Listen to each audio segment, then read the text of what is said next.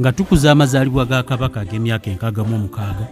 wano ku TMO online television n'abawagizi baffe tuweereza obubaka obw'okuyozaayoza Ssebo Ssebuufu Wango Ssaabasajja Kabaka Ronald Muwenda Mutebi II nti yogayoga okutuuka ku mazaalibwa ge ag'emyaka 66 egy'obuto. Twegattidde wamu ne Honorable Major Haji Nadduli ono nno nga yatuyambye Ssebo Ssaabasajja Kabaka Magulunnyondo okuweereza obubaka buno nga tubuyisizza mu Honorable Major Haji Abdul Nadduli. Wamu twebaza olukiiko oluyambyeko kubanga luteekateeka amazaalibwa ga Ssaabasajja kano ag'emyaka 66 tukuyozaayoza Nnyabo Nankindu Kavuma ow'ekitiibwa okubanga okulidde banno okubanga muteekateeka amazaalibwa gano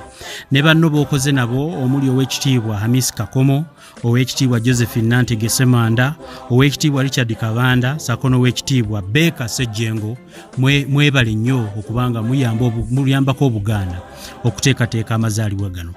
Buno bwe bubaka TMO bwe tuweereza Ssaabasajja Kabaka nga tumuyozaayoza era nga tubuyisiza mu Honorable Major Haji Abdul Nadduli.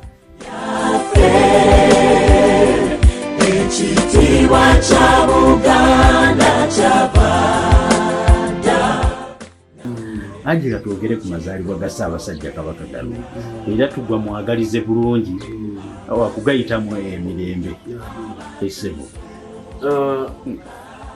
Tweyanza era twebaza Katonda otukuumira baffe Nnamunswa Ssaabasajja Kabaka Muwenda Mutebi II Komandanta wetwa Magulunnyondo Natalia Kateebe Ssebuufu Wango weeyise embote bujawu kale n'olwekyo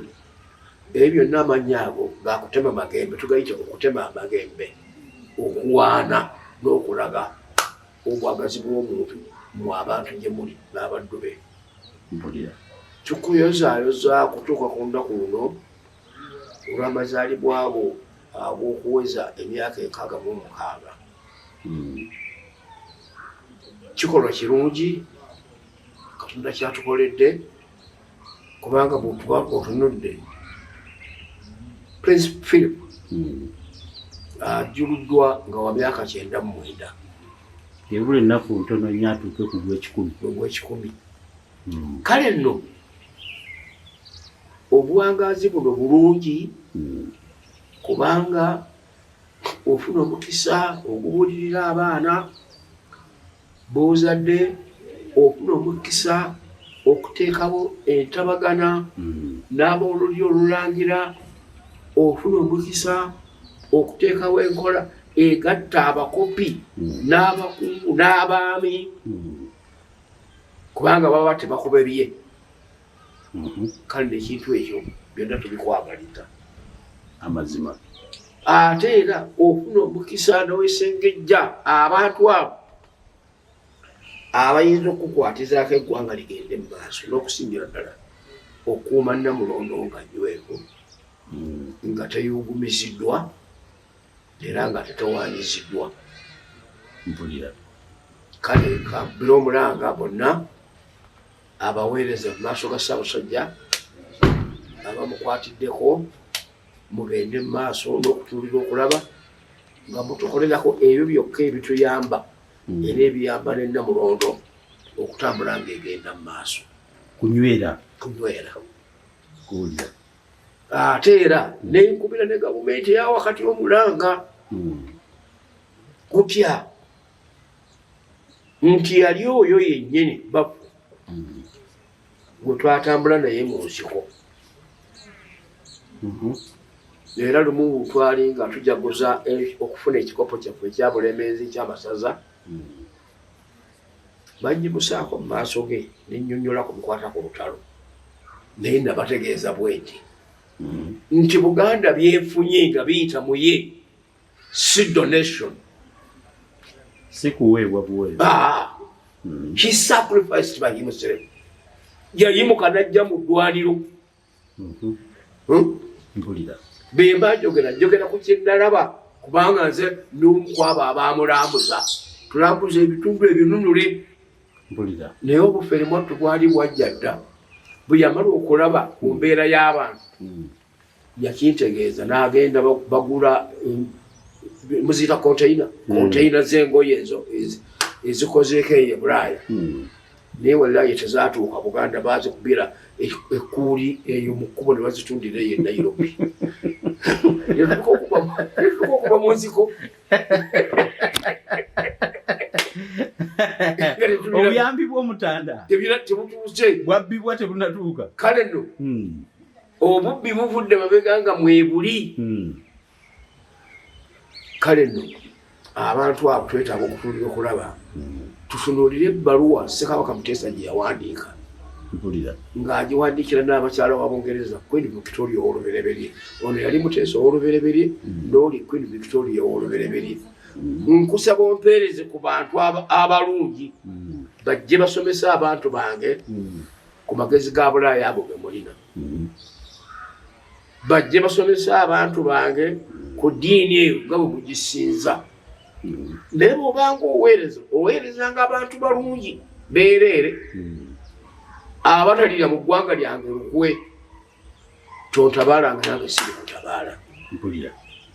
kale bw'ositula ebyo nga bigenze wa Queen bisitule obizze mu bantu mwe abasembedde mmwe mugamba nti Ssaabasajja abawadde ebbaluwa eyo mukole omulimu gwonna nga teguliimu nkwe teguliimu bwezigoolo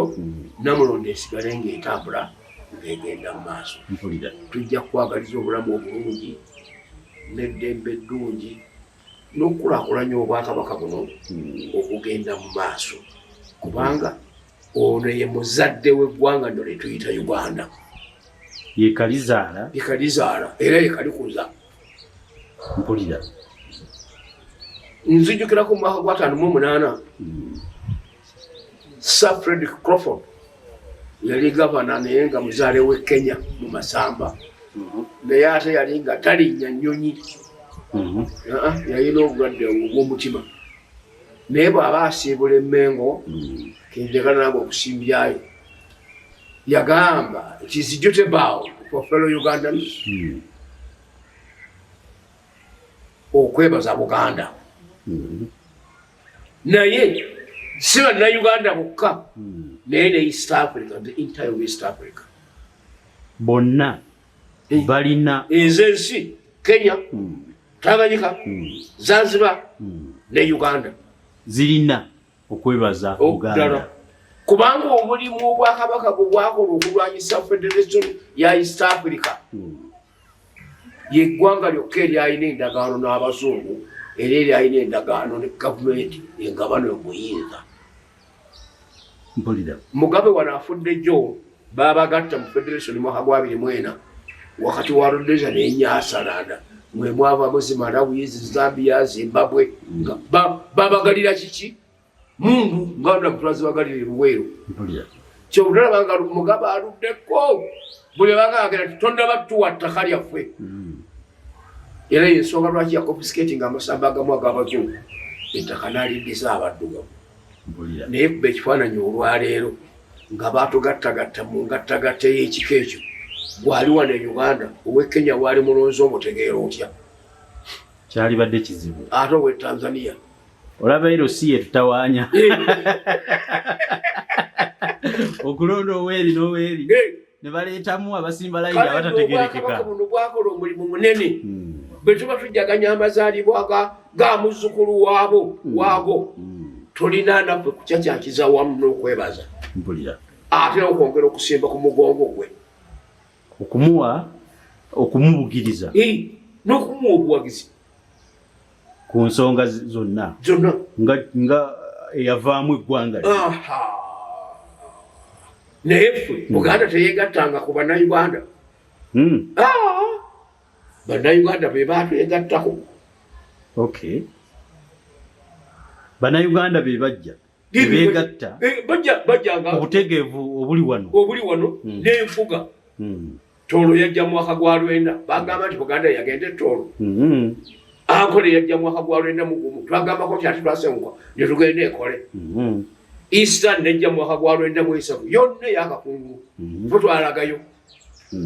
Kigezi nejja mu mwaka gwa 10 twasenguka tugenda Kigezi kaakati mu gw'ekkumi n'ebiri